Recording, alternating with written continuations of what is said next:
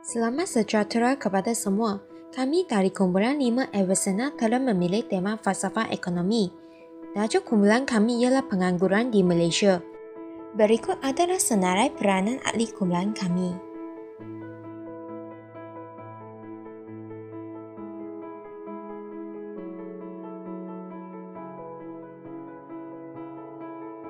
Nama saya Tang Shui dan matriks nombor saya adalah 278572.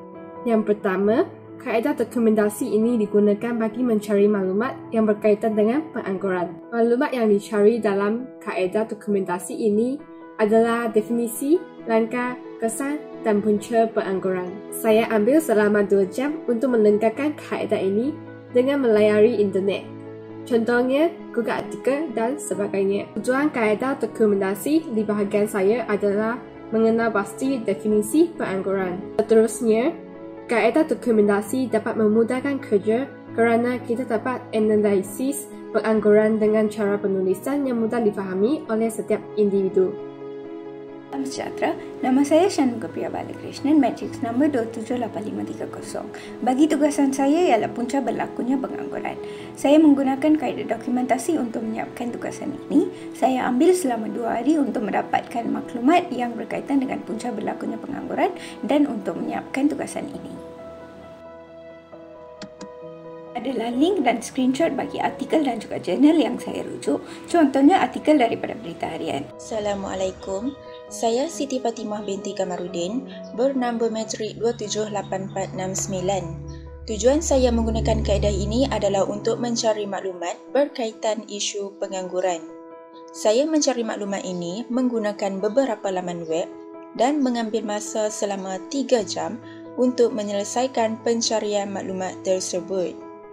Saya gemar menggunakan kaedah ini kerana ianya memudahkan kerja dan menjimatkan masa. Ini adalah bukti kaedah dokumentasi menggunakan laman web. Selamat sejahtera Doktor, nama saya Hui Kasih, nombor matrik 278436. Kaedah pengumpulan data yang digunakan untuk mendapatkan maklumat tentang langkah-langkah untuk mengatasi masalah pengangguran adalah melalui internet, seperti website Berita Harian Online Haraka Daily. Saya menggunakan selama 2 jam untuk mendapatkan maklumat yang perlu. Kaedah ini dapat memudahkan kerja kerana dapat maklumat dengan cepat dalam masa yang pendek. Ini adalah antara contoh kaedah dokumentasi yang saya dapat daripada internet. Selamat sejahtera, nama saya Yojachi. Saya akan membentangkan kaedah temu puas dalam kajian ini. Saya telah menemu puas terhadap 2 orang responden. Gambar ini adalah responden yang pertama, iaitu Joanne, dan dia berumur 24 tahun. Responden seterusnya adalah Lee dan juga berumur 24 tahun. Saya telah menyediakan 5 soalan kepada responden untuk mereka menjawab, iaitu di dalam slide ini. Seterusnya adalah pandangan responden. Salam sejahtera kepada semua, nama saya ialah Puanes Anan Laki Garrison dan nombor matrik saya adalah 278733. Saya melibatkan diri dalam kajian ini dengan melaksanakan kaedah tinjauan atau survey. Cara pelaksanaan kaedah ini melibatkan jangka masa selama 3 hari. Tujuannya adalah untuk mengumpul dan menyediakan Google Form. Google Form ini melibatkan elemen-elemen penting seperti punca, langkah dan kesan. Saya dan ahli kumpulan saya berjaya memperoleh 80 orang responden dalam masa 4 hari. Berikut adalah bukti penyebaran dan penyampaian Google Form melalui media sosial seperti WhatsApp. Dan seterusnya pula adalah kaedah pemerhatian. Cara pelaksanaan kaedah ini melibatkan jangka masa selama 3 minggu dan tujuannya adalah untuk memerhati individu dari segi fizikologi dan logik. Beliau mengalami keraguan dan ketakutan, kurang yakin diri, berdiam diri, kehilangan selera makan, kurang berinteraksi dan mengalami stres atau tekanan hidup selepas mengalami pengangguran. Gambar individu dan lokasi di mana individu ini terlibat dalam kaedah pemerhatian. Individu ini bernama Muhammad Azmari bin Muhammad Kamarudin yang berumur 27 tahun dan jawatan kerjanya adalah sebagai pekerja biasa di kilang kelapa sawit. Gambar lokasi rumah beliau adalah seperti berikut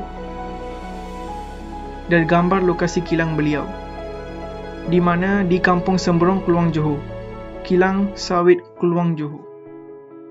Selamat sejahtera kepada semua. Nama saya Kuyeni dengan nombor matrik 278520. Saya telah berperanan dalam infografik dan video edit.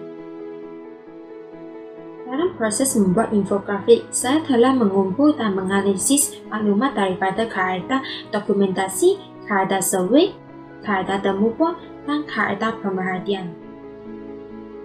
Saya telah memilih aplikasi Canva untuk menghasilkan infografik yang kreatif dan menarik.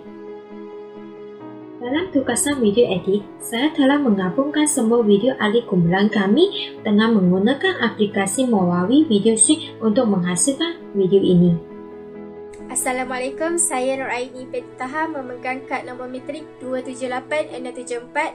Antara contoh cabaran yang dihadapi ketika menyiapkan assignment ini ialah yang pertama iaitu cabaran berkomunikasi, iaitu kami hanya dapat bekerjasama secara online dan tidak dapat bersemuka. Yang kedua ialah masalah rakayan internet yang lemah dan kami tidak dapat mengakses untuk mencari maklumat data. Ketiga ialah masalah persekitaran, iaitu kami terganggu dengan bunyi-bunyian yang berada di sekeliling kami.